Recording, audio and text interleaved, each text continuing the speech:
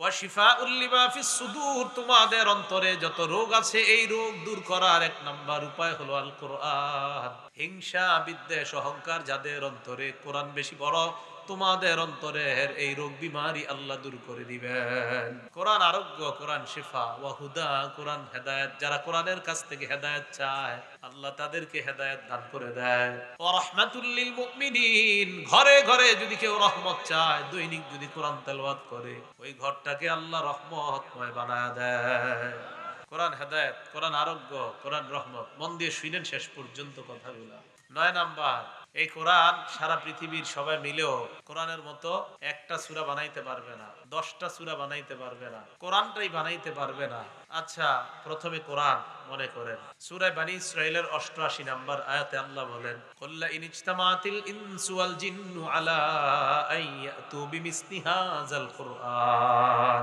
নবী আপনি বলেন, সারা পৃথিবীর জিন ইনসান সবাই যদি একত্রিত হয়ে যায় কোরআনের মতো বানানোর জন্য, লা ইয়াতুনা বিমিসলিহি, কোরআনের মতো সারা পৃথিবীর সবাই মিলেও বানাইতে পারবে না।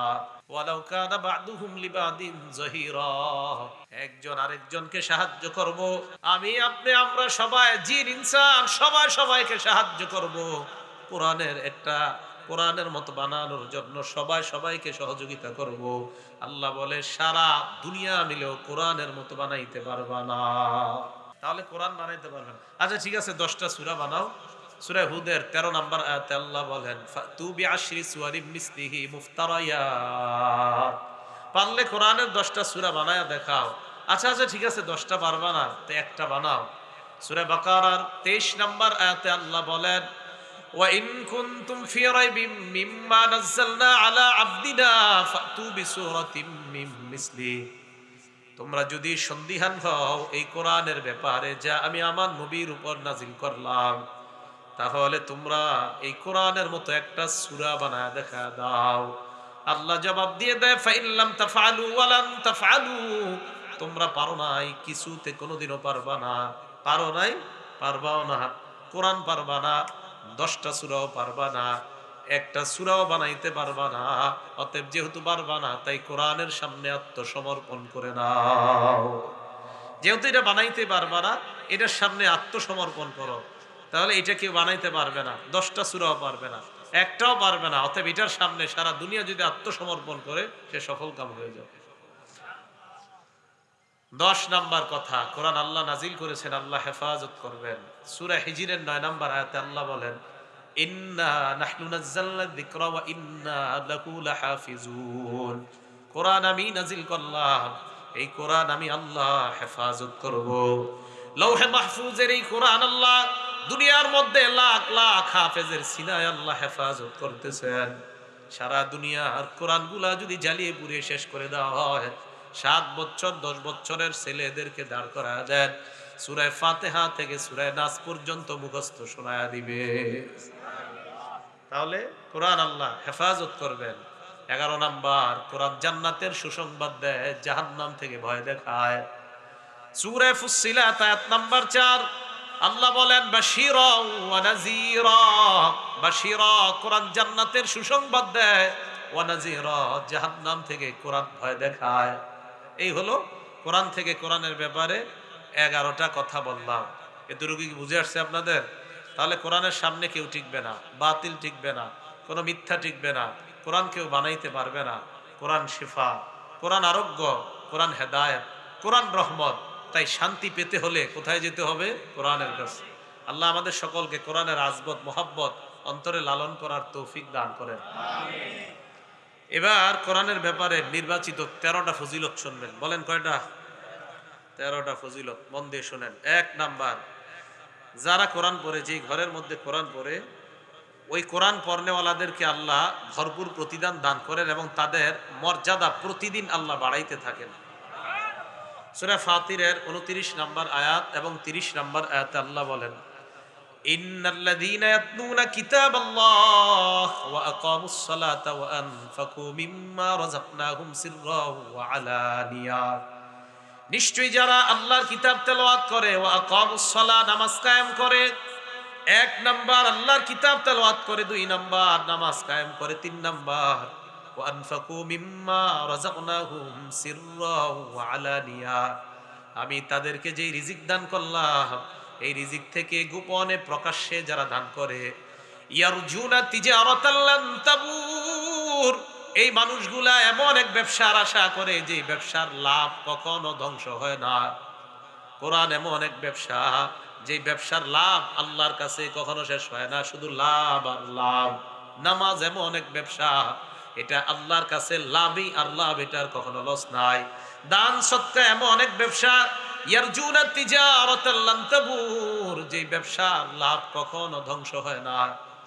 আল্লাহ বলেন যদি এই কাজগুলা করো, লিওয়াফিয়াহুম উজুরহুম ওয়া ইয়াজিদাহুম মিন ফাদলি, যাতে তাদেরকে তাদের প্রতিদান আল্লাহ পরিপূর্ণ দিয়ে দেয় এবং তাদের মর্যাদা বহুগুণে আল্লাহ বৃদ্ধি করে দেয়। কোরআন পড়েন নিয়মিত, আপনার মর্যাদা আল্লাহ বাড়ায় দিবে, সত্যি কথা। তাহলে 1 নাম্বার, কোরআন পড়লে প্রতিদান দিবেন আল্লাহ, প্রতিদিন মর্যাদা বাড়বে। 2 নাম্বার, কোরআনের সাথে যে লাগবে তার সম্মান বেড়ে যাবে। বস্তির কেউ যদি কোরআনের সাথে লেগে যায়, তার সম্মান বেড়ে যাবে। কোরআনের সাথে মহব্বত যদি কোনো বাড়িওয়ালার হয়ে যায়, তার সম্মান আরো বেড়ে যাবে। তাহলে বস্তির কেউ যদি কোরআনের সাথে মহব্বত হয়ে যায়, তারও সম্মান বেড়ে যায়। কোনো বড়লোক যদি কোরআনের সাথে মহব্বত হয়, তারও সম্মান বেড়ে যায়। মন দিয়ে একটা ঘটনা শোনেন হাদিস থেকে, ইবনে মাজাহ 218 নাম্বার হাদিস।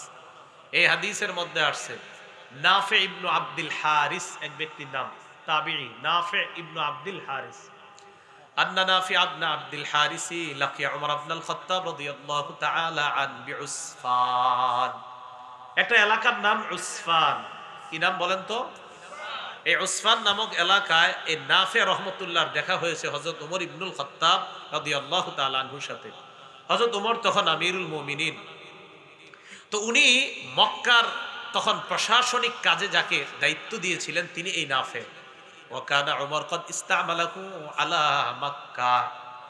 যেই নাফের সাথে হযরত ওমরের উসফান নামক জায়গায় দেখা, এই নাফেকে হযরত ওমর মক্কার প্রশাসনিক দায়িত্বে দিয়েছিলেন, নিয়োজিত করেছিলেন। হযরত ওমরের সাথে যখন এই নাফের দেখা হয়, ওমর রাদিয়াল্লাহু তাআলা আন প্রশ্ন করলেন, মান ইস্তাখলাফতা আলা আহলিল ওয়াদি, তোমার অধীনস্থ যে গ্রামগুলো আছে এই গ্রামের মধ্যে প্রশাসনিক কাজে কাকে তুমি দায়িত্ব দিয়েছো? মন্ত্রী থাকে, তার অধীনে কমিশনার, দেশ গ্রামে চেয়ারম্যান, তার অধীনে মেম্বার, এরকম থাকে না? তো হযরত ওমর রাদিয়াল্লাহু তাআলা আনহুর অধীনে হলো মক্কার প্রশাসনিক কাজে যিনি, তিনি, তার অধীনে আবার কিছু গ্রাম আছে। এই গ্রামগুলোতে গ্রাম্য কিছু প্রশাসনিক ও প্রশাসক উনি নিযুক্ত দেয়। কে এটা? মক্কার প্রশাসক। তো মক্কার প্রশাসক নাফেকে প্রশ্ন করলেন, তুমি তোমার আশেপাশের এলাকাগুলোর প্রশাসনিক কাজে কারে নিয়োগ দিছো? হযরত নাফে জবাব দিলেন, ইবনে আবজা, আমিরুল মুমিনিন ইবনে আবজা নামে এক ব্যক্তিকে প্রশাসনিক কাজের দায়িত্বে নিয়োজিত করেছি। ওমর ইবনুল খাত্তাব পাল্টা প্রশ্ন করলেন, মান ইবনু আবজা, ইবনে আবজাটা আবার কে? নাফে রহমাতুল্লাহ জবাব দিলেন, রাজুলুম মিন মাওয়ালিনা, তিনি হলেন আমাদের একজন আযাদকৃত গোলাম। ওই জামানায় গোলাম যারা, তাদের তেমন একটা দাম নাই। হযরত ওমর ফারুক বললেন, ইস্তাখলাফতা আলা আহলিল ওয়াদি রাজুলাম মিন মাওয়ালিকুম, তোমাদের মধ্যে একজন গোলামকে তোমরা প্রশাসক বানায়া দিলা, ব্যাপারটা কেমন হয়ে গেল? হযরত ওমরের এই কথা শুইনা নাফে জবাব দিলেন, আমিরুল মুমিনিন, তার মাঝে এমন 3টা গুণ আছে, এই 3 গুণের কারণে আমি তাকে এই গ্রাম্য প্রশাসনিক কাজে তাকে নিয়োজিত করে দিলাম। 1 নাম্বার, ইন্নাহু লাকারিউন লিকিতাবিল্লাহ, আমাদের মধ্যে যেই মাওলা আমাদের মধ্যে আযাদকৃত গোলাম, লাকারিউন লিকিতাবিল্লাহ, এই ব্যক্তি আল্লাহর কোরআনের বড় অভিজ্ঞ একজন ব্যক্তি, সুবহানাল্লাহ। তাহলে যদিও একজন গোলাম, কিন্তু তার পারদর্শিতা কোরআনের মধ্যে আছে। 2 নাম্বার, আলিমুন বিল ফারাইজ, ইলমুল ফারাইজের ব্যাপারে তার অগাধ জ্ঞান আছে, আমিরুল মুমিনিন। 3 নাম্বার, কাযিন, তিনি বিচার করতে পারে বড় চমৎকার। এই 3টা গুণের কারণে আমি তাকে প্রশাসনিক কাজে নিয়োগ দিলাম। ওমর ফারুক রাদিয়াল্লাহু তাআলা আনহু বলেন, আমা ইন্না নাবিয়্যাকুম সাল্লাল্লাহু আলাইহি ওয়াসাল্লাম ক্বাল, তোমাদের নবী মুহাম্মদ সাল্লাল্লাহু আলাইহি ওয়াসাল্লাম বলেছেন, ইন্নাল্লাহা ইয়ারফাউ বিহাদাল কিতাব আকওয়ামা আল্লাহ পাক রব্বুল আলামিন অনেক মানুষকে শুধুমাত্র এই কোরআনের সাথে মহাব্বত রাখার কারণে আল্লাহ তাদের মর্যাদা বহু গুণ বাড়ায় দেয়। ইয়ারফাউ বিহাদাল কিতাবি আকওয়ামা, এই কোরআনের কারণে একদল মানুষের মর্যাদা আল্লাহ বাড়ায়। ওয়া ইয়াদউ বিহি আখারিন, আর একদল মানুষের লাঞ্ছনার শেষ করে দেয় আল্লাহ। তাহলে কোরআনের দ্বারা কারো মর্যাদা বাড়ে, আবার কোরআন দ্বারা কেউ লাঞ্ছিত হয়ে যায়। কোরআনের সাথে যাদের সম্পর্ক ভালো তাদের মর্যাদা বাড়বে, আর কোরআনের সাথে যারা বেয়াদবি করবে তারা লাঞ্ছিত হবে। তারা কি হবে? লাঞ্ছিত হবে। তাহলে 2 নাম্বার জানলাম আমরা, কোরআনের কারণে একজন গোলাম, আজাদকৃত গোলাম প্রশাসনিক দায়িত্ব পেয়ে গিয়েছে। বলেন তো তার যোগ্যতা কি? কোরআন। তাহলে কোরআন এমন এক কিতাব, যে কিতাব গরিবদেরকেও সম্মানের আসনে বসায়া দেয়। আমাদের দেশে যারা আন্তর্জাতিক পর্যায়ে হাফিজি কোরআনের মধ্যে যারা হেফজুল কোরআনে যারা আপনার আন্তর্জাতিক পর্যায়ে যারা অবদান রাখতেছে, এই নাজমুস সাকিব আপনাদের ময়মনসিংহের একদম আপনার সহজ সরল একদম একটা আপনার অজপাড়া গ্রামের ছেলে ছিল নাজমুস সাকিব। কোরআন তারে কই উঠাইছে। হাফেজ তাকরিম, এই ছেলের বাবা সিরাজগঞ্জ চরে ওদের বাড়িঘর সব নিয়ে নিছে। পরে ওর বাবা নাগরপুর টাঙ্গাইল ওখানে এসে বাড়ি করছে। এখন দেখেন আপনারা বাড়ি এত নরমাল তাদের বাড়িঘর, কিন্তু আজকে কোরআনের কারণে এই তাকরিমের ঘর যদিও টিনের, তো সারা দুনিয়াতে তা মুখে মুখে আল্লাহ তার নাম চলে গেছে। এটা কোরআনের কারণে না? কোরআন মানুষের মর্যাদা বাড়ায়। 3 নাম্বার, কোরআন যে শিখে এবং যাকে শিখায়, কোরআন যে শিখে এবং যাকে শিখায় উভয়কে নবীজি সাল্লাল্লাহু আলাইহি সাল্লাম পৃথিবীর সবচেয়ে উত্তম ব্যক্তি বলছে। তিরমিজি শরীফের 2909 নাম্বার হাদিসের বর্ণনা, ক্বালা রাসূলুল্লাহ সাল্লাল্লাহু আলাইহি ওয়াসাল্লাম, আল্লাহর নবী বলেন, খায়রুকুম মান তাআল্লামাল কুরআনা ওয়া আল্লামা, তোমাদের মধ্যে সর্বোত্তম ওই ব্যক্তি যে ব্যক্তি কোরআন শিখে এবং অন্যকে শিখায়। আল্লাহ নবী বলেন, যে কোরআন শিখে অন্যকে শিখায় আমি নবী তাদেরকে দুনিয়ার সর্বোত্তম ব্যক্তি বলে ঘোষণা করলাম।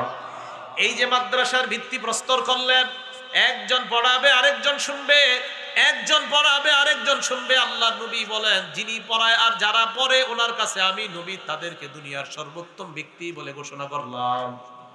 তাহলে আলিফ বা পড়ায় যারা পড়ে, যিনি পড়ায় যারা পড়ে তাদেরকে নবী সর্বোত্তম ব্যক্তি বলছেন।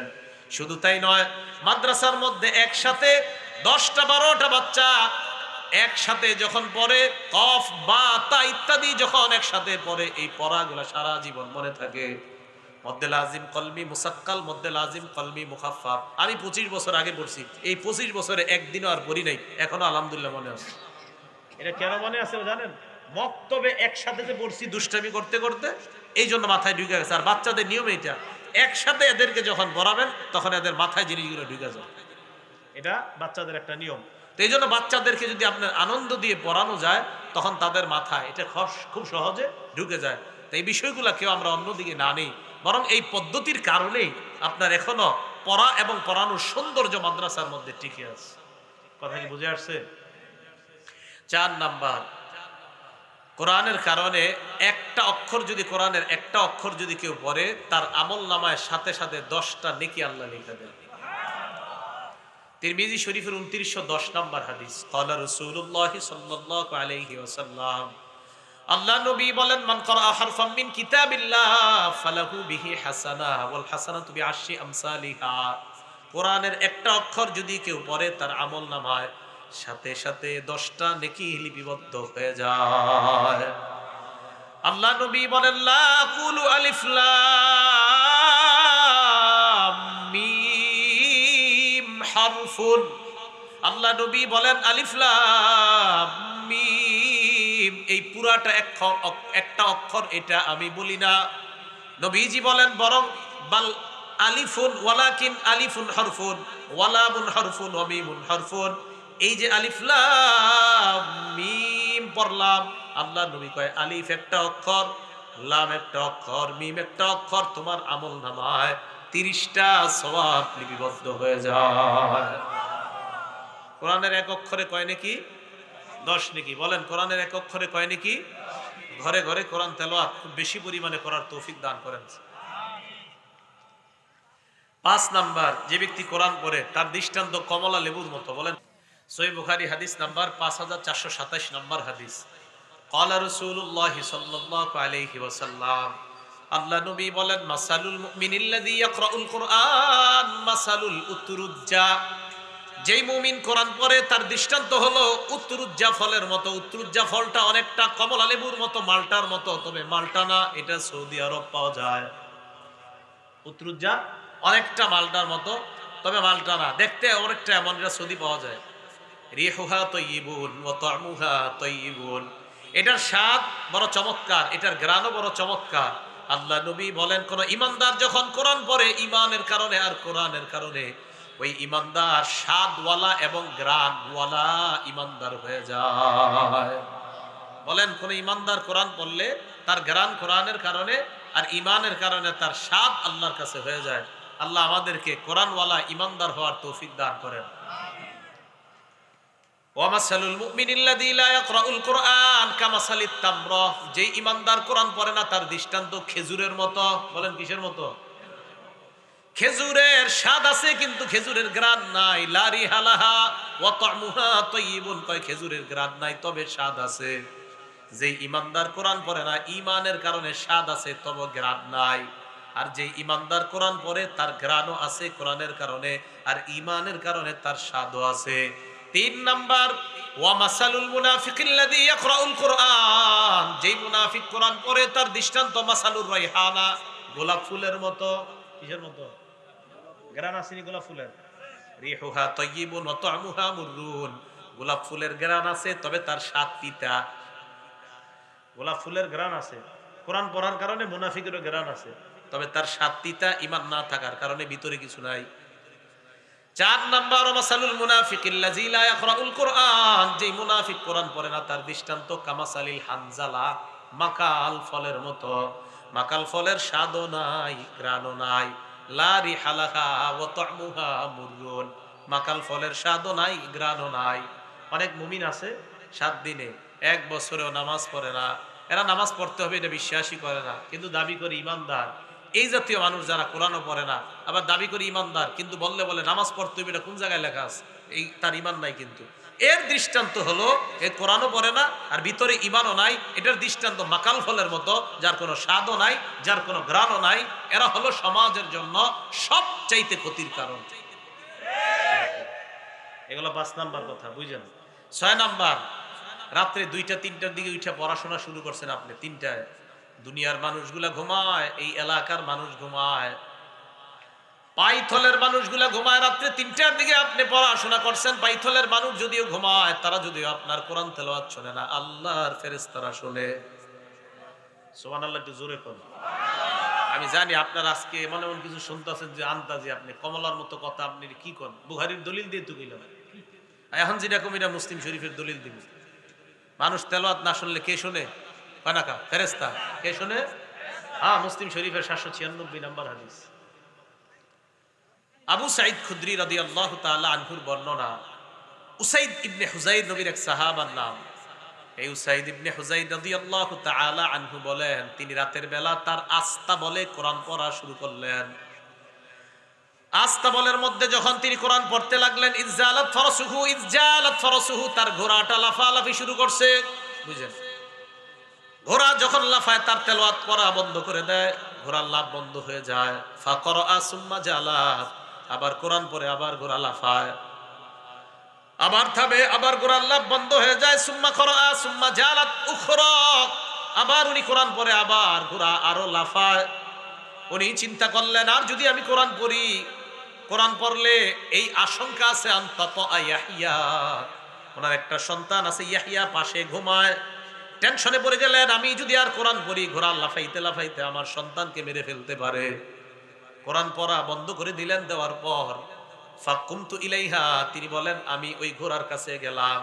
যাওয়ার পর উপরের দিকে আমি তাকাইলাম, তাকায় দেখি ফাইজা হুয়া মিসলু যুল্লাতি ফাওকা রাসি, আমার মাথার উপরে একখণ্ড মেঘের মতো দেখা যায়। ফিহা আমসালুস সুরুজ, ওই মেঘের ভিতর তাকায় দেখলাম সুন্দর সুন্দর বাতি দেখা যায়।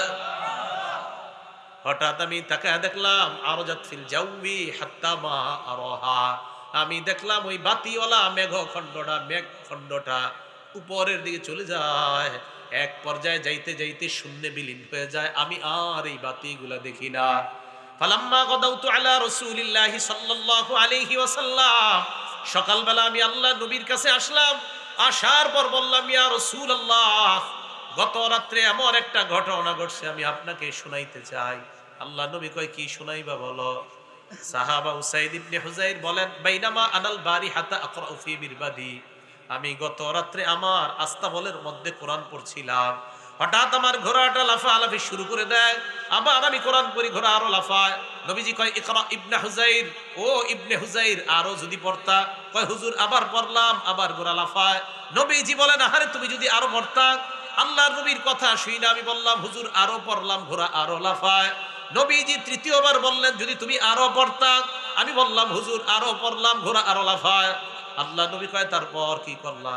কয়, হুজুর আর পড়ি নাই, আমি পড়া বন্ধ করে দিলাম, আমার সন্তানকে যদি ওই ঘোড়া লাফাইতে লাফাইতে মেরে ফেলে, এই ভয়ে খশিতু আন তাতআ ইয়াহইয়া, ঘোড়াটা লাফাইতে লাফাইতে আমার সন্তানকে মেরে ফেলতে পারে, এই আশঙ্কায় আমি আমার পড়া বন্ধ করে দিলাম। আল্লাহ নবী বললেন, ও উসাইদ ইবনে হুযাইর, লাউ করাতা, তুমি যদি সকাল পর্যন্ত পড়তা, জানোনি কে ছিল তারা। হুজুরকে। তিলকাল মালাইকাতু তাসতামিউ ইলাইকা, তারা ছিল আল্লাহর একদল ফেরেশতা, তোমার কোরআনের তেলাওয়াত শুনতেছিল। লাউ করাতা, সকাল পর্যন্ত যদি তুমি তেলাওয়াত করতা, লা আসবাহাত হাত্তা ইয়ারাহান নাস মা তাস্তাতিরু ইলাইহিম, সকাল পর্যন্ত যদি তুমি কোরআন তেলাওয়াত করতা, তাহলে ফজরের নামাজে যে মানুষগুলো আসতো, তারা স্বচক্ষে আল্লাহর ফেরেশতা দেখতে পাইতো। তুমি সকাল পর্যন্ত বললে মানুষগুলা যে ফজর পড়তে আসতো, তারা ফেরেশতাদেরকে দেখতে পাইতো। এই জন্য কোরআন পড়বেন। তাহলে রাতের বেলা 3টা 4টা কোরআন পড়লে কি লাভ আছে না লস? সবাই কয় না লাভ না লস? লাভ আছে। এ হলো 6 নাম্বার কথা। 7 নাম্বার কথা, উহুদের ময়দানে শহীদ হয়েছে 70 জন, বা মতান্তর একটু বেশি কম, 70-এর উপরেই হবে। তো 70 জন তো এটা অনেক ঐতিহাসিক গণ লেখছে, হাদিসও আছে। নবী সাল্লাল্লাহু আলাইহি সাল্লাম কাফনের কাপড়ের অভাবে 2 শহীদরে এক কাফনের কাপড়ে পেঁচাইছে। সহিহ বুখারীর বর্ণনা 1343 নম্বর হাদিসে আসছে, কানান নবী সাল্লাল্লাহু আলাইহি ওয়াসাল্লাম ইয়াজমাউ বাইনার রাজুলাইনি মিন কতলা উহুদিন ফি সাওবিন ওয়াহিদ, আল্লাহ নবী উহুদের যুদ্ধের 2 শহীদকে এক কাপড়ের মধ্যে পেঁচায়। পেঁচানোর পর নবীজি চিন্তায় পড়ে যায়, আমি কবরের মধ্যে রাখার ক্ষেত্রে কাকে প্রাধান্য দিব, দুজনেই তো শহীদ। নবীজি সাহাবাদেরকে প্রশ্ন করতেন, আইয়ুহুম আকসারু আখজান লিল কুরআন, ও সাহাবারা, এই 2 শহীদের মধ্যে কোরআন কে বেশি জানে? সুবহানাল্লাহ। সাহাবাদের মধ্যে ফাইদা উশিরা ইলা লাহু ইলা আহাদিহিমা, সাহাবারা ইঙ্গিত করে বলতেন, হুজুর এই 2 জনের মধ্যে ওমকে কোরআন বেশি পারে। কদ্দামাহু ফিল লাহদি, আল্লাহ নবী কবর দেওয়ার ক্ষেত্রে তাকে আগে প্রাধান্য দিয়ে দিতেন। কি বোঝা যায়, কোরআন পড়নেওয়ালার দাম মরণের আগে নাকি মরণের পরেও? কোরআন পড়নেওয়ালার দাম শুধু মরণের আগে না পরেও? তাহলে কোরআন পড়াবেন, নিজেরাও হাফেজে কোরআনের বাবা হবেন। রাজি আছেন ইনশাআল্লাহ? আল্লাহ তৌফিক দান করেন। প্রত্যেকটা ঘরে একজন হাফেজে কোরআনের, একজন হাফেজে কোরআন যেন প্রত্যেকটা ঘরে ঘরে হয়। আপনাদের সকলকে, এখন না পারছেন আপনি, আপনার নাতিকে, নাতি পারে নাই নাতির নাতিকে, এইভাবে একজনকে অন্তত হাফেজে কোরআন বানানোর চেষ্টা করবো তো ইনশাআল্লাহ। আল্লাহ তৌফিক দান করেন। রাসূল আকরাম সাল্লাল্লাহু আলাইহি সাল্লাম তাদেরকে দাফন করার সময় বলে, আনা শাহীদুন আলা হাউলা ইয়াউমাল কিয়ামা, এই যে শহীদদেরকে তোমরা দাফন করো, আমার বিতাফরিহিম, আল্লাহ নবী তাদেরকে দাফন করতে বললেন, ফালাম ইউগাসসালু, গোসল দিতে বললেন, নিষেধ করলেন। ফালাম ইউগাসসালু, গোসল দেওয়া হয় নাই। ওয়ালাম ইউসাল্লু, তাদের জানাজা নামাজও পড়ানো হয় নাই। আল্লাহ নবী বললেন, তাদেরকে দাফন করে দাও। এই শহীদদের পক্ষে আমি নবী কিয়ামতের ময়দানে সাক্ষী হয়ে গেলাম। বলেন, 2 শহীদের মধ্যে নবী প্রাধান্য দিছে কারে? হাফেজে কোরআনকে। বলেন, 2 শহীদের মধ্যে কারে প্রাধান্য দিছে? 8 নাম্বার কথা, হাফেজে কোরআন যারা, তারা আল্লাহর পরিবারভুক্ত। সুবহানাল্লাহ। না বুঝেন নাই মনে হয়, হাফেজে কোরআন কার পরিবারভুক্ত? তো সুবহানাল্লাহ আওয়াজটা আসতে হইল কার? কেন জানি হঠাৎ করে কোরআনের আজমত আপনাদের থেকে উঠে গেছে, হঠাৎ। না উঠায়েন না, কোরআনের থেকে যদি মহাব্বত উঠায় নেন, আপনি লস হয়ে যাবে আপনার, সত্যি। কোরআন থেকে যদি আপনার দিল সরে যায় কোনো কারণে, আপনি ক্ষতিগ্রস্ততার মধ্যে পড়ে গেলেন, অপেক্ষা করেন, ফলাফল দেখবেন ইনশাআল্লাহ। আপনি আপনি ক্ষতিগ্রস্ত হয়ে যাবেন। আমি খারাপ হতে পারি, উনি খারাপ হতে পারে, অমুকে খারাপ হতে পারে, তো কোরআন, আল্লাহর কোরআনের সাথে মহব্বত যেন কোনো কারণে আপনার কম না হয়, এই কথা মাথায় রাখা। তো যারা কোরআনের হাফেজ তারা কার পরিবারভুক্ত? আল্লাহ। ইবনে মাজাহ 215 নাম্বার হাদিস, ক্বালা রাসূলুল্লাহ সাল্লাল্লাহু আলাইহি ওয়াসাল্লাম, আল্লাহ নবী বলেন, ইন্না লিল্লাহি আহলিনা মিনান নাস, আল্লাহর পরিবারভুক্ত কিছু মানুষ আছে। সুবহানাল্লাহ। সাহাবারা প্রশ্ন করলেন, মান হুম ইয়া রাসূলুল্লাহ, আল্লাহর পরিবারভুক্ত আবার কারা? নবীজি জবাব দিলেন, হুম আহলুল কোরআন, আহলুল্লাহ ওয়া খাসাতুহু, যারা কোরআনওয়ালা, এই কোরআনওয়ালারা আল্লাহর পরিবারভুক্ত এবং আল্লাহর বিশেষ আস্থাভাজন তারা হয়ে যায়।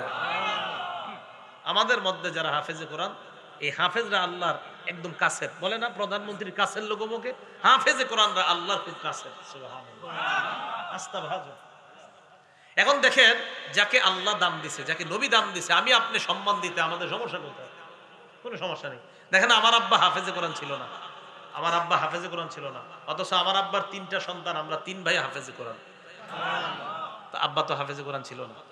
তাহলে যে হাফেজে কোরআন, তার মর্যাদা আল্লাহ দিছে, রাসূল আকরাম সাল্লাল্লাহু আলাইহি সাল্লাম দিছে। তো সমস্যা কোথায় আমরা মর্যাদা দিতে? আল্লাহ আমাদের সকলকে কোরআনের মহব্বত এবং কোরআন ওয়ালাদের মহব্বত অন্তরে পয়দা করে দেন। এখন থেকে আরো বেশি বেশি কোরআন ওয়ালাদেরকে যেন মহব্বত করতে পারি, আল্লাহ তৌফিক দান করেন। 9 নাম্বার কথা, যারা কোরআন ওয়ালা, কোরআনের সাথে যারা লাগে, এই কোরআন ওয়ালা মানে অর্থাৎ কোরআনের সাথে মহব্বত হওয়ার কারণে কোরআন ওয়ালাদেরকে সম্মান করা মানে আল্লাহকে সম্মান করা। না, বুঝেন নাই? কোরআনে হাফেজকে সম্মান করা মানে কাকে সম্মান করা? আল্লাহকে। দলিল আবু দাউদ শরীফ 4843 নাম্বার হাদিস, 4843, 4843 এই হাদিসে আসছে, ক্বালা রাসূলুল্লাহ সাল্লাল্লাহু আলাইহি ওয়াসাল্লাম, আল্লাহ নবী বলেন, ইন্না মিন ইজলালিল্লাহ ইকরামা যিশ-শাইবাতিল মুসলিমি ওয়া হামিলিল কোরআন ওয়া ইকরামা যিস-সুলতানিল মুকসিদ। 3 ব্যক্তিকে সম্মান করা মানে আল্লাহকে সম্মান করা। বলেন, 3 ব্যক্তিকে সম্মান করা মানে কাকে সম্মান করা? 1 নাম্বার, ইকরামা যিশ-শাইবাতিল মুসলিম, সাদা দাড়িওয়ালারে সম্মান করা মানে আল্লাহকে সম্মান করা। সুবহানাল্লাহ। কারে খুশি হয়ে গেছে? সাদা দাড়িওয়ালারে সম্মান করা মানে কারে খুশি সম্মান করা? আল্লাহকে। 2 নাম্বার, ওয়া হামিলিল কোরআন, যারা কোরআনওয়ালা তাদেরকে সম্মান করা মানে আল্লাহকে সম্মান করা। 3 নাম্বার, ওয়া ইকরামাজিস সুলতানিল মুকসিদ, ইনসাফদার ন্যায়পরায়ণ শাসক যারা, এই ন্যায়পরায়ণ শাসককে সম্মান করা মানে আল্লাহকে সম্মান করা। তাহলে বলেন, এই 3 জনের মধ্যে কোরআনওয়ালা আছে না নাই? তাহলে কোরআন ওয়ালাকে সম্মান করা, আমার সাথে বলবেন, কোরআন ওয়ালাকে সম্মান করা মানে কাকে সম্মান করা? মাশাআল্লাহ। কোরআন ওয়ালাকে সম্মান করা মানে কাকে সম্মান করা? মনে থাকবে তো ইনশাআল্লাহ। 10 নাম্বার, কোরআনের কারণে এক সাহাবা বিয়ে করতে পারে না, শুধু কোরআনের কারণে আল্লাহ নবী বিয়ার ব্যবস্থা করে দিয়েছে। সুবহানাল্লাহ। আস্তে কইছেন মনে হইতাছে এটা কোনো গল্প। এটা বুখারী শরীফের হাদিস। এটা এই যে আমি যেটা কমই, সহিহ বুখারী হাদিস নাম্বার 5030 নাম্বার হাদিস, 5030। না আপনারা চিন্তা করেন মাঝে মাঝে ইডো কি হাদিসে আইবো? হ্যাঁ, হাদিসই তো আইছে। নবীজি সাল্লাল্লাহু আলাইহি সাল্লামের কাছে এক মহিলা আসার পর কয়, ইন্নী ওয়াহাবতু লাকা নাফসি ইয়া রাসূলুল্লাহ, হুজুর আমি আপনারে দান করে দিছি, আমি নিজেরে আপনার কাছে দান করে দিছি। নবীজি কয়, তাই নাকি? কয় হ্যাঁ। তো আল্লাহ নবী সাল্লাল্লাহু আলাইহি সাল্লাম ওই মহিলার কথা শুনে নিচের দিকে তাকায় রইছে। এক সাহাবা দাঁড়া কয়, ইয়া রাসূলুল্লাহ, আমি গরীব মানুষ। কিছে? কয়, জাওয়াজিনিহা ইয়া রাসূলুল্লাহ, হুজুর এই মহিলাটা আমার সাথে বিয়ে দিয়ে দেন, আমি গরীব মানুষ। আল্লাহ নবী কয়, বিয়ে করবা? কয় হ্যাঁ। তোমার সাথে মোহর দেওয়ার মতো কিছু আছে কিনা? কয় লা ওয়াল্লাহি ইয়া রাসূলুল্লাহ, আল্লাহর কসম হুজুর কিছু নাই আমার। নবীজি বললেন, ইযহাব ইলা আহলিকা, বাড়িতে যাও, যাওয়ার পর ফানজুর দেখো, হাল তাজিদু লাকা শাইআন, হাল তাজিদু ইনদাকা মিন শাইইন, কিছু পাও কিনা দেখো। ওয়ালাউ খাতিমাম মিন হাদিদ, লোহার একটা আংটিও যদি পাও নিয়ে আসো। ওই সাহাবা বললেন, হুজুর আমার বাড়িতে লোহার আংটিও নাই, আমার কাছে একমাত্র দামি কাপড় আমার পরনের লুঙ্গিটা, আর কিছু নাই হুজুর। এটাই মানে লুঙ্গিটা একদম কম দামি, কিন্তু ওনার কাছে কয়, হুজুর এটাই আমার সম্পদ। নবী যুগ, আরে লুঙ্গি কেমনে দেই মোহর, এটা অর্ধেক যদি তোমার বিবিরে দাও মোহর, অর্ধেক তুমি রাখো, তো তোমারই তো চলতে কষ্ট হবে। নবী যুগ, আচ্ছা যাও এখন একটু পরে প্রায় ধরো ধরো ধরো, এখন যেটা বলবো সবাই একদম মোহাব্বতের সাথে একবার সুবহানাল্লাহ বলবেন, আর বলেন এই কথাটা। নবীজি তার ডাক দিয়ে বললেন, হাল মাআকা মিনাল কোরআন, তোমার কাছে কোরআনের কিছু আসেনি? কোরআন পারো? বিমাজা মাআকা মিনাল কোরআন, কোরআনের কিছু আছে কিনা তোমার কাছে? কয়, হুজুর সূরাতুন কাযা ওয়া কাযা, ওই সূরাটা আমি পারি। আল্লাহর নবী কয়, কদ মাল্লাকতুকা হা বিমা মাআকা মিনাল কোরআন, শুধু কোরআনের ওই সূরাগুলা মুখস্থ থাকার কারণে এই সূরাগুলাই মোহর দিয়া এই মেয়েটা তোমার সাথে বিয়ে দিয়ে দিলাম। কি কোরআন আল্লাহর মর্যাদা আসেনি? আর কেমনে বললে বুঝবেন? তাহলে কোরআন আল্লাহর মর্যাদা অনেক বেশি। এলো 10 নম্বর কথা। 11 নম্বর কথা, কোরআনওয়ালাকে কিয়ামতের ময়দানে বলা হবে, পড়ো উপরে ওঠো, পড়ো উপরে ওঠো, পড়ো উপরে ওঠো, পড়তে থাকো উপরে উঠতে থাকো, পড়তে থাকো উপরে উঠতে থাকো। আবু দাউদ শরীফ হাদিস নাম্বার 1464 নম্বর হাদিসের বর্ণনা, ইউকালু লিসাহিবিল কোরআন ইয়াউমাল কিয়ামাহ, কোরআনওয়ালাকে কিয়ামতের ময়দানে বলা হবে, ইকরা ওয়ারতাকি, পড়ো আর চড়ো, পড়ো আর চড়ো, পড়ো আর চড়ো, পড়তে থাকো আর উপরে উঠতে থাকো। পড়তে পড়তে ফাইন্না মানজিলাকা ইনদা আখিরি আয়াতিন তাকরাউহা, তোমার শেষ স্টেজ হলো কোরআনের শেষ আয়াত যখন তুমি পড়বা, এটাই হলো তোমার সর্বোচ্চ সীমানা। এর মানে কোরআনের হাফেজ যখন 6236টা আয়াত পড়বে, 6236টা মর্যাদায় সে উন্নীত হয়ে যাবে। কোরআন আয়াত কয়টা? না, 6236টা। 6666 প্রসিদ্ধ, বলেন 6666 কি? সবাই বলেন 6666 কি? এবার 6236 এটা বিশুদ্ধ, বলেন 6236 এটা, আর 6666 এটা আবার দুইটা বাংলা মাথায় রাখতে হবে, বলেন 6666 এটা কি? প্রসিদ্ধ, আর 6236 বিশুদ্ধ। আর প্রসিদ্ধ মানবেন না বিশুদ্ধ? বিশুদ্ধ। এর আবার হঠাৎ কি কইলাম নাকি? তো গণেন আজকে বসে বসে গণলে দেখবেন 6236টাই হয়। কিমনে তাকাই দিছে সবাই, কি কয় এগুলা? আপনি গণেন, এটাই বের হবে, গণলে এটাই বের হবে। হ্যাঁ, গণলে এটাই বের হবে 6236টা। এরকম বড় বড় চোখ দিয়ে তাকানোর দরকার নেই। তাহলে 6236টা, এটা হলো কোরআনের বিশুদ্ধ আয়াত সংখ্যা। আর প্রসিদ্ধ 6666টা। বিশুদ্ধ আর প্রসিদ্ধ কিন্তু এক না। যেমন রাসূল আকরাম সাল্লাল্লাহু আলাইহি সাল্লামের জন্ম 12ই রবিউল আউয়াল, এ কথা প্রসিদ্ধ, কিন্তু বিশুদ্ধ নয়। বিশুদ্ধ কবে? হ্যাঁ, আমার আলোচনা বিষয়টা না। বিশুদ্ধ 8 বা 9, 8ই রবিউল আউয়াল বা 9ই রবিউল আউয়াল এটা বিশুদ্ধ, আর 12ই রবিউল আউয়াল এটা প্রসিদ্ধ, এটা বিশুদ্ধ নয়। হ্যাঁ, আমি বলছি ওটার কোনো সহি কোনো সূত্র নাই। এটা হঠাৎ আবার কি বলে দিলাম মাঝখান দিয়ে। আচ্ছা যাই হোক, এটা পরে। তো রাসূল আকরাম সাল্লাল্লাহু আলাইহি সাল্লাম বলেন, তোমার শেষ স্টেজ, ভাই এই জায়গা বাদ, এতটুকু বাদ, হ্যাঁ, নবীজির জন্ম অংশটা বাদ, এটা তো আমাদের আলোচনা বিষয় না, তো এটা আমরা রাখি, কোনো পেছপুছ না লাগাই, ঠিক আছে? তো যাই হোক, রাসূল আকরাম সাল্লাল্লাহু আলাইহি সাল্লাম বললেন, তুমি শেষ আয়াতটা পড়বা আর উপরে উঠবা। আল্লাহ আমাদের সকলকে অন্তত প্রত্যেকটা ঘরে ঘরে যেন একজন হাফিজে কোরআন বানাইতে পারে, আল্লাহ তৌফিক দান করেন। 12 নাম্বার মর্যাদা, মুসনাদে আহমদ একটা কিতাব আছে, এই কিতাবের 22950 নাম্বার হাদিস। এই হাদিসে আসছে, কিয়ামতের ময়দানে একজন হাফেজে কোরআন গিয়ে বলবে, এ আমারে চিনো? তা হাফেজে কোরআন বলবে, না চিনি না। কাহাল তারিফুনি, আমারে চিনো? হাফেজে কোরআন বলবে, মা আরিফুকা, আমি আপনারে চিনি না। আরে আমারে চিনো? না চিনি না। তখন কোরআন বলবে, আনা সাহিবুকাল কোরআন, আমি হলাম তোমার দুনিয়ার সাথী কোরআন। আনাল্লাযী আজমাতুকা ফিল হাওয়াজির, আমি দুনিয়াতে রমজান মাসে দিনের বেলা তোমারে খাইতে দেই নাই, ওয়া আসহারতু লাইলাতাক, রাতের বেলা তোমাকে ঘুমাইতে দেই নাই, আমি হলাম সেই কোরআন। এই কথা বলতে বলতে ফায়ুতাল মুলকা বিয়ামিনিহি, হাফিজ কোরআনের ডান হাতে জান্নাতের মালিকানা দেওয়া হবে। ওয়াল খুলদা বিশিমালিহি, বাম হাতে ওই মালিকানা অর্থাৎ জান্নাতের মধ্যে চিরস্থায়ী থাকার একটা সার্টিফিকেট দেওয়া হবে। ডান হাতে মালিকানা, বাম হাতে চিরস্থায়ী সার্টিফিকেট, রেজিস্টার। মালিকানার পরে রেজিস্ট্রেশন করা লাগে না? বাম হাতে ওয়াল খুলদা, চিরস্থায়ী জান্নাতে থাকার রেজিস্টার নামা। এই গেল দুইটা। 3 নাম্বার ওয়ায়ুদউ আলা রাসিহি তাজুল ওয়াকার, হাফেজে কোরআনের মাথায় সম্মানের মুকুট পরায়া দেওয়া হবে।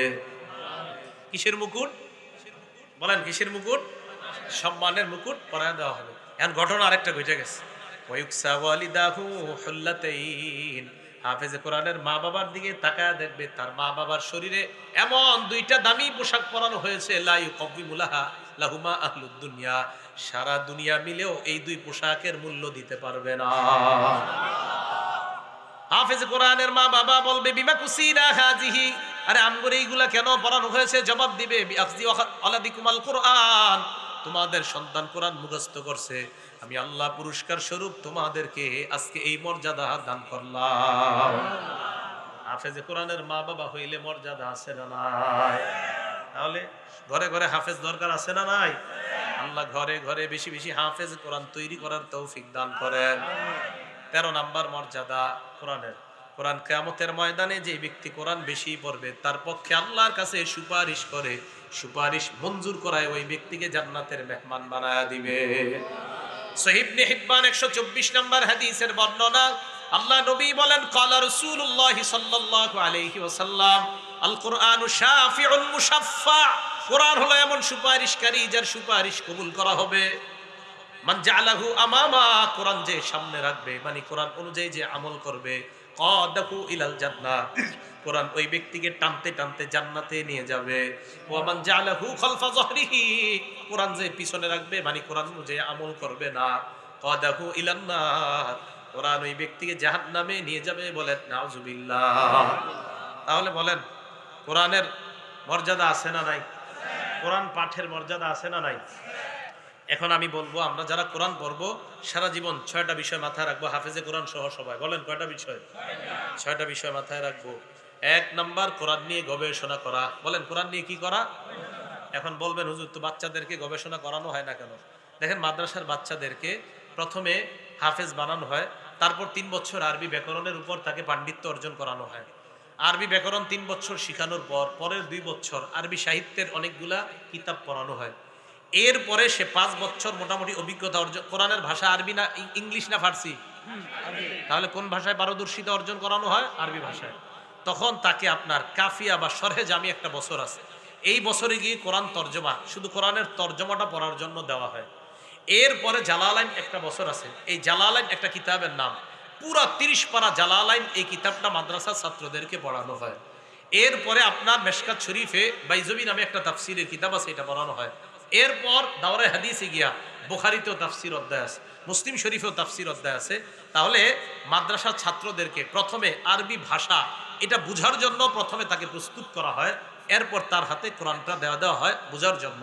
আল্লাহ পাক রব্বুল আলামিন সূরা সদের 29 নম্বর আয়াতে বলেন কিতাবুন আনজালনাহু ইলাইকা মুবারাকুল লিয়াদাব্বারু আয়াতি, আমি যে কিতাব আপনার উপর নাজিল করলাম, আপনাকে দান করলাম, মুবারক, এটা বরকতপূর্ণ কিতাব, লিয়াদাব্বারু আয়াতিহি, যেন মানুষ চিন্তা করতে পারে আয়াতগুলা নিয়ে, তাই কোরআন আমি আপনাকে দিলাম, নাজিল করলাম। তাহলে কোরআন 1 নাম্বার গবেষণা করা, 2 নাম্বার কোরআন চর্চা করা, যেন কোরআন যা শিখছেন ভুলে না যান। 10টা সূরা শিখছেন, 2টা যদি ভুলে যান আল্লাহর কাছে জবাবদিহিতা করা লাগবে চর্চার অভাবে ভুলে গেছেন কিনা। যদি চর্চার অভাবে ভুলে যান তাহলে আল্লাহ পাক রাও করবে, কেন 10টা মুখস্থ কইরা চর্চা করলা না? চর্চা করতে হবে। 10টা পারেন অনেকে, 20টা পারেন, চর্চা রাখতে হবে, মুখস্থ ভুলে গেলে হবে না। সহিহ বুখারী হাদিস নাম্বার 5033 নাম্বার হাদিসের বর্ণনা। এই হাদিসের মধ্যে আসছে ক্বালা রাসূলুল্লাহ সাল্লাল্লাহু আলাইহি ওয়াসাল্লাম, আল্লাহ নবী বলেন তাআহাদুল কোরআন, তোমরা কোরআনকে ভালোভাবে ধারণ করো, চর্চা করো, নিয়মিত কোরআন পড়বা। কেন? ফাওয়াল্লাযী নাফসি বিয়াদিহি লাহু আশাদ্দু তাফাসসিয়াম মিনাল ইবলি ফি উকলিহা, ওটকে বেঁধে রাখার পর ওটের বাঁধন যদি খুলে দেওয়া হয়, এই দ্রুতগামী উট যেমন পালায়, কোরআন যার কাছে আছে চর্চার অভাবে ওই দ্রুতগামী উটের চাইতেও আরো দ্রুত কোরআন পালিয়ে যায়। বলেন নাউজুবিল্লাহ। তাহলে কোরআন যারা হাফেজে কোরআন হয়ে আমরা চর্চা কখনো ছেড়ে দিব না, প্রতিনিয়ত চর্চা করা। এখন দেখেন একটা ছেলে যদি মাদ্রাসা না থাইকা, আমি বলছি না যে অন্যভাবে পড়ায়েন না, আপনারা যারা অনাবাসিক আপনাদের ছেলেগুলারে মাদ্রাসায় পড়ান, সমস্যা নাই পড়ান, কিন্তু আপনি দেখবেন একটা ছেলে মাদ্রাসায় থাকলে অন্য 30টা ছেলের পড়া দেখে সেও পড়বে। এখন যে ছেলেটাকে আপনি দেখেন 9টা থেকে মাদ্রাসাগুলোতে ঘুমের সময়, হেফজোখানা মাদ্রাসাগুলোতে, এখন এই 9টা বাজে যদি ছেলেটারে আপনি বাসায় পাঠান, ও কি করবে জানেন? গেমস খেলবে বাসায় গিয়ে, ঘুমাবে না। সত্যিকার অর্থে দেখবেন হয়তো গেমস খেলবে, হয়তো ভিডিও গেমস খেলবে, অথবা দেখবেন কোথাও দাঁড়ায় দাঁড়ায় দুষ্টামি করতেছে। অথচ মাদ্রাসায় যদি থাকে, অন্তত মাদ্রাসার 4 দেয়ালের ভিতরে মোবাইলটা ধরতে পারবে না, ভিডিও গেমস খেলতে পারবে না। ওই যে দোকানে দোকানে যে গেমসগুলো খেলে, আপনার 2 টাকা আগে ছিল 1 টাকা, এখন হয়তো কম বেশি হতে পারে। তো এই যে গেমসগুলা দেখেন, এইগুলা হলো অনাবাসিক ছাত্র যদি হয়, সাধারণত, আমি বলছি না সবাই এমন করে, কিন্তু কিছু ছাত্র তারা যদি আপনার মাদ্রাসায় না থাকে তো তারা এটা হয়। এরপরে কি হয় আপনার, তখন দেখা যায় পড়া পারে না। তো এই তাদের পড়াগুলো চর্চার জন্য আমাদের মাদ্রাসার হেফজোখানাগুলোতে একটা জিনিসকে বলা হয় আমুক্তা, আরেকটাকে বলা হয় সাতসবক। আমুক্তা মানে হলো, মনে করেন আপনার ছেলে 10 পারা কোরআন শরীফ পড়ছে, 10 পারা মুখস্থ হয়েছে, এখন 11 নাম্বার পারা তার সবক চলতেছে, 11 পারার 10 পৃষ্ঠা পড়ছে, আগে মুখস্থ কয় পারা? 10 পারা। এই 10 পারার নিয়ম হলো প্রতিদিন হাফেজ সাহেবকে আজকে আধা পারা, কালকে পরের আধা পারা, এইভাবে পরের দিন, মানে এইভাবে গত 10 পারা একের পর এক সে প্রতিদিন এই শোনাইতে থাকতে হবে। আজকে এই আধা পারা শোনাইলেন, কালকে পরের আধা পারা, এরপরে পরে এভাবে 10 পারা খতম, আবার 10 পারা থেকে আবার প্রথম থেকে শুরু। তো এটা হলো আমুক্তা, প্রতিদিন এটা শোনাইতে হয় উস্তাদদেরকে, পিছনের পড়াটা তার প্রত্যেকদিন উস্তাদকে শোনাইতে হয়, এটা হলো আমুক্তা। সাতসবক কাকে বলে? ওই যে 11 নাম্বার পারার 10 পৃষ্ঠা যে পড়ছে, এই 10 পৃষ্ঠা উস্তাদকে প্রত্যেকদিন সকালে শোনাইতে হবে। আবার মনে করেন 11 পৃষ্ঠা পড়ছে সবক, এই 11 পৃষ্ঠা আবার আগামী দিন শোনাইতে হবে। 12 পৃষ্ঠা সবক পড়ছে, এই পুরা 12 পৃষ্ঠা পরের দিন শোনাইতে হবে, পরে সামনে সবক হয়। আবার মনে করেন 14 পৃষ্ঠা সবক পড়ছে, এই 14 পৃষ্ঠা পুরাটা শোনাইতে হবে। আবার হয়েছে 16 পৃষ্ঠা সবক, পরের দিন আবার প্রথম থেকে 16 পৃষ্ঠা সবক শোনাইতে হবে। এটাকে বলা হয় সাত সবক। এটার কারণে কি হয়, আপনার ওই বাচ্চা বারবার চর্চার কারণে কোরআনটা তার সিনার মধ্যে বসে যায়। এই কথা কি বুঝে আসছে? তো দেখেন, এই বিষয়গুলো হয়তো আমরা অনেক সময় বুঝি না। এখন আসেন, কথা হলো যে রাত্রে হুজুর বাচ্চাগুলোর যে উঠাই দেওয়া হয় কোরআন পড়ানোর জন্য 3টা, 3:30, 4টার দিকে, এই সময় বাচ্চাগুলারে কেন উঠান? বাচ্চাগুলা তাহাজ্জুদ পড়ে, এগুলা কি হাদিসে আছে? হ্যাঁ, হাদিসে তো শিশুদের তাহাজ্জুদের কথা আছে, বলার পরে তো আপনারা বিশ্বাস করবেন নাকি? সহিহ বুখারী 699, কত হয়? 699, বলেন না কত? হ্যাঁ, 699 নাম্বার হাদিস। আব্দুল্লাহ ইবনে আব্বাস রাদিয়াল্লাহু তাআলা আনহুমার বর্ণনা, তিনি বলেন, বিত্তু ইনদা খালাতি মাইমুনা রাদিয়াল্লাহু তাআলা আনহা। আব্দুল্লাহ ইবনে আব্বাস বলেন, আমি আমার খালা মাইমুনা রাদিয়াল্লাহু তাআলা আনহার বাড়িতে রাত্রি যাপন করলাম। নবীর বিবি মাইমুনা, রাতের বেলা হঠাৎ দেখলাম আল্লাহর নবী কামা ইউসাল্লি মিনাল লাইল, রাতের বেলা নামাজে দাঁড়াইলেন। নবীজি কোথায় দাঁড়াইছে?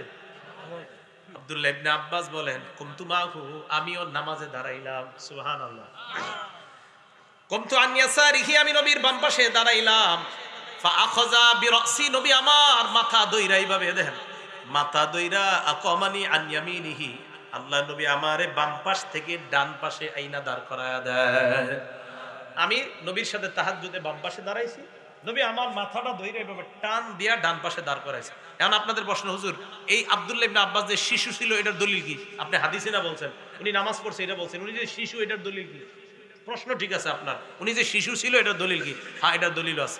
মুসনাদে আহমদ 3437, 3437 নাম্বার হাদিস। আব্দুল্লাহ ইবনে আব্বাস বলেন, আমি নবীর বাসায় যখন নবীজির সাথে তাহাজ্জুদ নামাজ পড়ছিলাম, ওয়া আনা ইয়াউমা ইজিন ইবনু আশরি সিনিনা, তখন আমার বয়স ছিল 10। কত? কত? মানে আপনাদেরকে দলিল দিলেও দেখি অনেকের চেহারা কেমন লাগে, কি কোন হুজুর 10 বছরে? দেখেন ভাই, 10 বছরে আব্দুল্লাহ ইবনে আব্বাস রাদিয়াল্লাহু তাআলা আনহু বলেন, আমি নবীজির সাথে তাহাজ্জুদের সালাত আদায় করছি।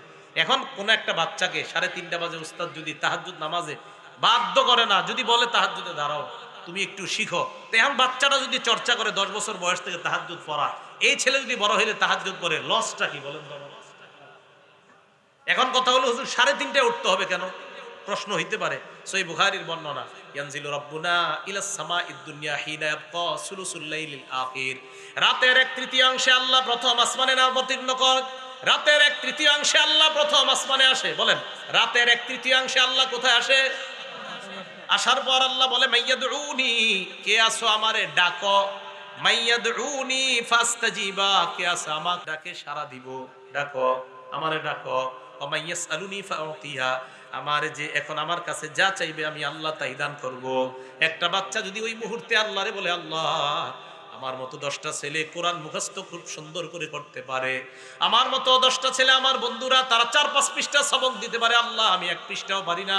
মাবুদ তোমার খাজানায় কোনো অভাব নাই, আল্লাহ তুমি তো এখন প্রথম আসমানে, মেহেরবানি করে আমাকেও আমার বন্ধুদের মতো 5 পৃষ্ঠা সবক মুখস্থ করার তৌফিক দিয়ে দাও। এই জন্য ওই টাইমে উঠানো হয়, এটা মোবারক সময়, এটা বরকতপূর্ণ সময়। তো বাচ্চাদেরকে এই জন্য ওই সময় উঠানো হয়। আমি বলছি এরপরে আল্লাহ পাক রব্বুল আলামিন বলেন ওমাই ইস্তাগফিরুনি আগফিরুল্লাহ, আমার কাছে যদি কেউ ক্ষমা চায় আমি তাকে ক্ষমা করে দিব। তো বাচ্চাদেরকে যদি এই শিক্ষাটা দেওয়া হয়, এটা সহিহ বুখারীর বর্ণনা, এটা সমস্যা কোথায় বলেন? আচ্ছা এরপরে আসেন আব্দুল্লাহ ইবনে আব্বাস রাদিয়াল্লাহু তাআলা আনহুর বর্ণনা, সহিহ বুখারী 183 নম্বর হাদিসে আসছে। আব্দুল্লাহ ইবনে আব্বাস বলেন নবী ঘুম থেকে উঠলেন, আমি তাকায় দেখলাম, ঘুম থেকে ওঠার পর আল্লাহ নবীকে আমি দেখলাম ইয়ামসাহু আন ওয়াজহিহি আন-নাউম, চেহারা থেকে এইভাবে ঘুম সরায়া দেয় নবী, চেহারা থেকে ঘুম সরায়া দেয়। এরপর দেখলাম আল্লাহ নবী ওযু করে, আমিও নবীর মতো মতো ওইগুলা করা শিখলাম। এরপর দেখলাম 2-2 রাকাত করে নামাজ পড়ে, আমিও ওইভাবে 2-2 রাকাত করে নামাজ পড়লাম। উস্তাদ হলেন দুনিয়ার শ্রেষ্ঠ মানুষ মুহাম্মদ সাল্লাল্লাহু আলাইহি ওয়াসাল্লাম, আর ছাত্র হলেন শিশু আব্দুল্লাহ ইবনে আব্বাস রাদিয়াল্লাহু তাআলা আনহুমা।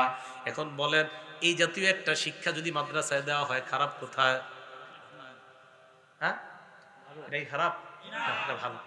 এখন আসেন এরপরও বলা হয়েছে যে সংস্কার প্রয়োজন, যেমন বেশি বেত্রাঘাত, এটা ঠিক না, ঠিক আছে।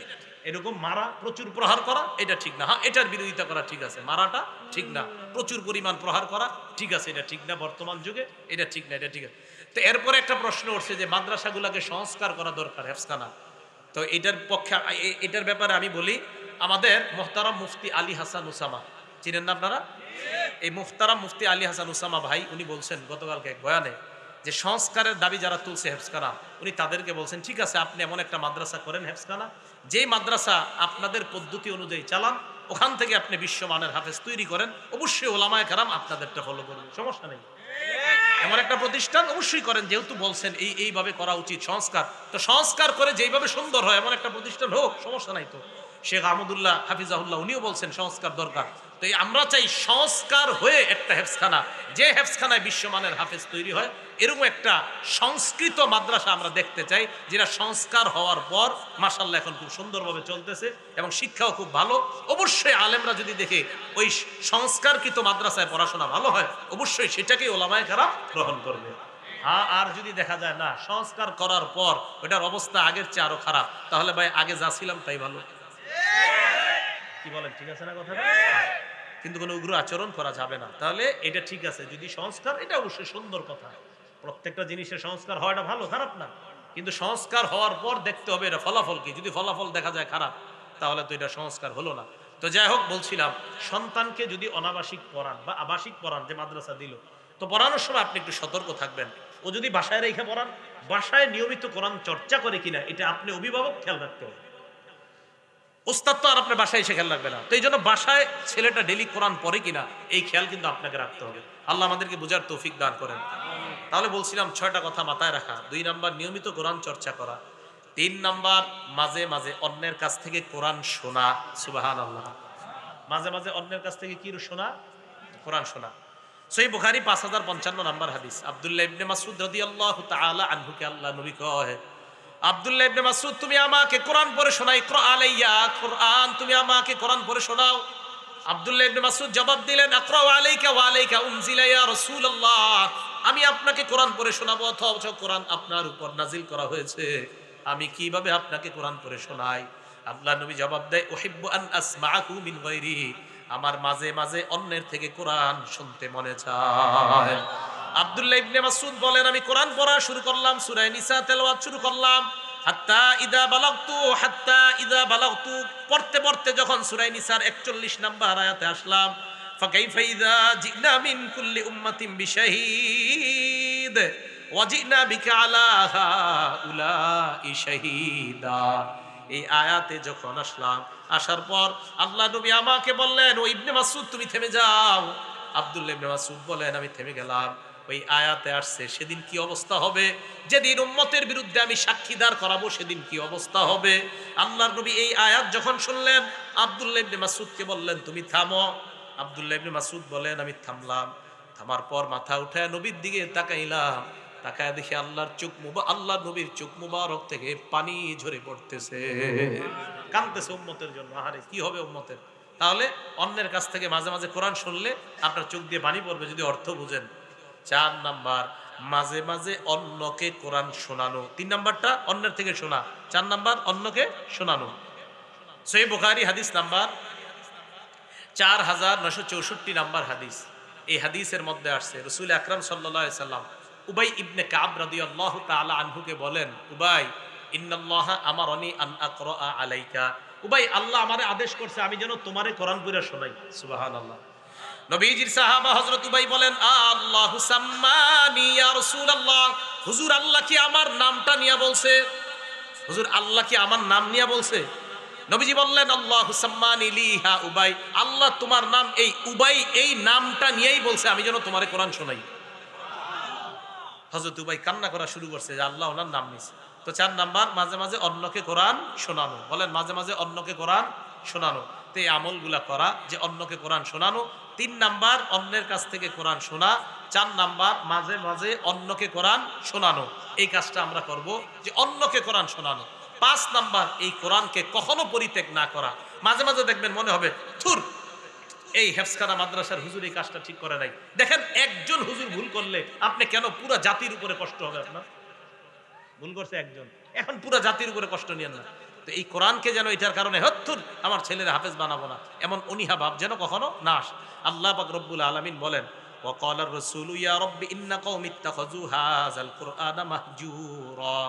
আল্লাহ পাক রব্বুল আলামিন কিয়ামতের ময়দানে আল্লাহর কাছে বলবে, আল্লাহ, রাসূল বলবে, ইয়া রব্বি, হে আমার রব, ইন্না কওমি ইত্তাখাযু হাযাল কুরআনা মাহজুরা, আমার সম্প্রদায় এই কোরআন পরিত্যাগ করেছে। আল্লাহ, কোরআন পরিত্যাগ করা যাবে না। সূরা ফুরকানের 30 নম্বর আয়াতে আল্লাহ বলেন যে রাসূল মামলা করবে আল্লাহর কাছে যে আমার সম্প্রদায় কোরআন পরিত্যাগ করছে। তাহলে কোরআন এটা পরিত্যাগ করা যাবে না, কোরআন পরিত্যাগ করা যাবে না। তাহলে কোরআন অন্যের কাছ থেকে শোনা, অন্যকে শোনানো, কোরআন কখনোই পরিত্যাগ করা যাবে না। এই আমলগুলো আমরা খুব বেশি বেশি করব। আরও যদি আপনাদের কাছে হাদিসের কিতাব থাকে, সহিহ বুখারীর 4999 নাম্বার হাদিসটাও দেখে নেবেন, সহিহ বুখারীর 5055 নাম্বার হাদিসটা দেখে নেবেন, সহিহ বুখারীর 5033 নাম্বার হাদিসটা দেখে নেবেন। এই হাদিসগুলো দেখলে দেখবেন যে কোরআনের ব্যাপারে রাসূল আকরাম সাল্লাল্লাহু আলাইহি সাল্লাম কতটা গুরুত্ব আরোপ করেছেন। আল্লাহ পাক রব্বুল আলামিন আমাদের সকলকে কোরআনের আজমত, কোরআনের মহব্বত সকলে যেন অন্তরে লালন করতে পারি, ধারণ করতে পারি। কোরআনের মহব্বত নিয়ে যেন দুনিয়া থেকে আমরা যাইতে পারি। আল্লাহ তৌফিক দান করেন। আমিন। ওয়া আখিরু দাওয়ানা আনিল হামদুলিল্লাহি রাব্বিল আলামিন। আল্লাহুম্মা সাল্লি আলা মুহাম্মাদি ওয়া আলা আলি মুহাম্মাদ কামা সাল্লাইতা আলা ইব্রাহিম ওয়া আলা আলি ইব্রাহিম ইন্নাকা হামিদুম মাজিদ।